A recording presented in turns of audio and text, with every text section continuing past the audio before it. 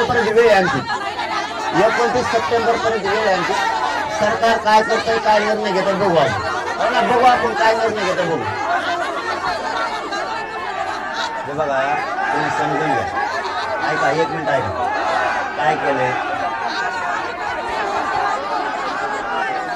यांना, आपण पुरा महाराष्ट्र इथं बसू आणि आपण सगळे उपोषणाला बसू यावेळी.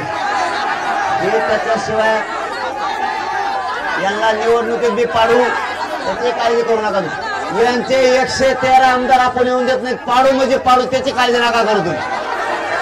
पण आपण आपल्या जातीचं लय कल्याण होईल.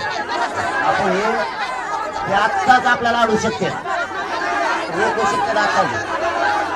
नाही.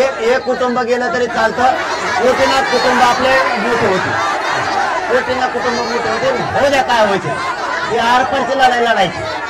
29 सप्टेंबरला आमरण उपोषण होणार आणि आरपार लढायचं यावेळी. हो द्या, काय व्हायचं यांना हटायचं नाही. आपण मी महिनाभर महाराष्ट्रात फिरणार आहे, प्रत्येक तालुक्यात मी जाणार आहे. 29ला पुरा महाराष्ट्र इथं बसतो. देवेंद्र फडणवीसची जिरवायची म्हणजे जिरवायची, काय व्हायचं ते हो, आरपार लढायचा. कारण हे रस्त्यावरच्या लढाईला भेट नाही.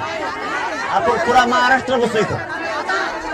यांना 29 सप्टेंबर पर्यंत वेळ दिला आहे देवेंद्र फडणवीसला. आपण बघू जो मराठ्यांसाठी याला माया आहे का नाही, या देवेंद्र फडणवीसला बघू.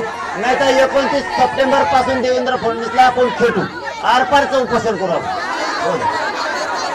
बघू आपण 29 सप्टेंबरला ठरवू काय करायचं.